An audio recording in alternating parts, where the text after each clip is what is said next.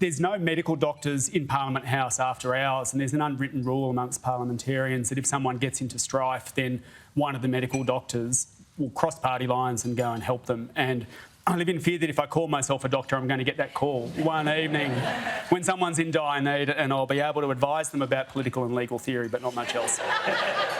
I want to acknowledge the traditional owners of the land on which we meet, the Ngunnawal and Ngambri. And I would like to pay respects to elders past, present and emerging. Sovereignty over this land was never ceded. I also want to acknowledge the importance of the discussion we're having as a nation now on how we can progress all parts of the Uluru Statement from the heart, including progress on truth and treaty in a way that preserves the sovereignty of First Nations peoples, as well as voice.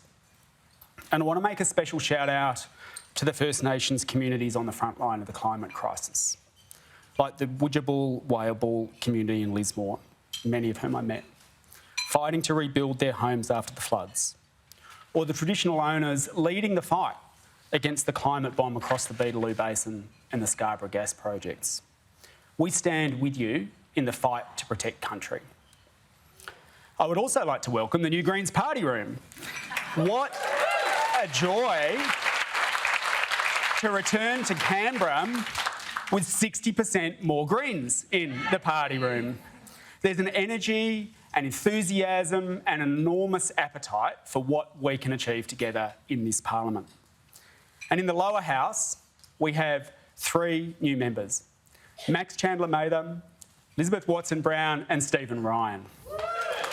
And now we hold the balance of power in the Senate. We've increased our numbers by 3, taking us to 12. And we welcome new Senators Penny Allman-Payne, Barbara Pocock and David Shoebridge.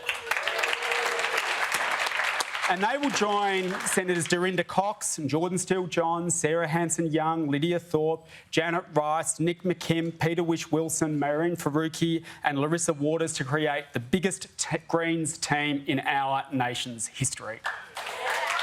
And thanks to these expanded numbers, in many instances, if the government wants to pass laws, they're going to need to work with us. And if we do, we believe in this parliament that we can truly reach for the stars. Tackling the challenges that we face, we can keep the Liberals out for a very long time and create a better life for all of us. Before the election, we said that we were aiming to grow our presence in both the House and the Senate and to hold the balance of power. Many ignored us, others scoffed, some used it as a scare campaign, but the community heard us loud and clear. And now, here we are, in balance of power in the Senate and part of the biggest crossbench this country has ever seen. And we're in this position because we ran a strong people-powered campaign based on 2 central policy planks. The first was no new coal and gas. The second was that big corporations and billionaires need to pay their fair share of tax so that we can tackle the cost of living and all have a better life. We had a climate alternative and an economic alternative to both of the establishment parties. Labor's vote went backwards, Liberals' vote went backwards, and the Greens' vote went up. This record Greens vote is a floor, not a ceiling. People voted for the Greens in record numbers to help shape this country's future. They voted for us to fight. They voted for us to work with others, and they voted for us to get things done. And we will. We will fight for our clear, popular demands, and we offer a realistic pathway to achieving them. The Greens are now in a powerful position. The Liberals are irrelevant. With Peter Dutton as their leader, we expect they will go backwards. If they continue their denial, their defence of economic inequality, and a profound lack of integrity, they deserve to be irrelevant. In the first week of Parliament, for example, the only people to ask questions about the burden of inflation on everyday Australians was Andrew Wilkie and myself in the House of Representatives and our colleagues in the Senate.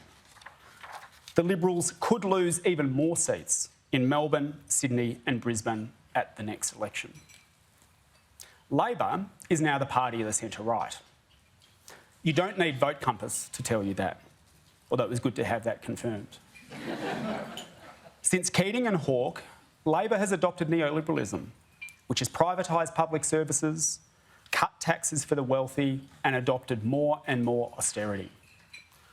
The Greens are now the only social democratic party in Australia. We see it as our job to get the country back to a fairer place so that everyone can have an affordable home, a free education, healthcare that includes our teeth and our mental health. We want to put an end to the outrageous stage 3 tax cuts and end the billions of dollars of public money going straight into the hands of big corporations and invest instead in people so that everyone can have a better life. Our working presumption is that Australia will end this term of Parliament with Labor the country's centre-right party, the Liberals a far-right irrelevance, and the Greens the dominant social democratic party in a country that still has a big, beating progressive heart.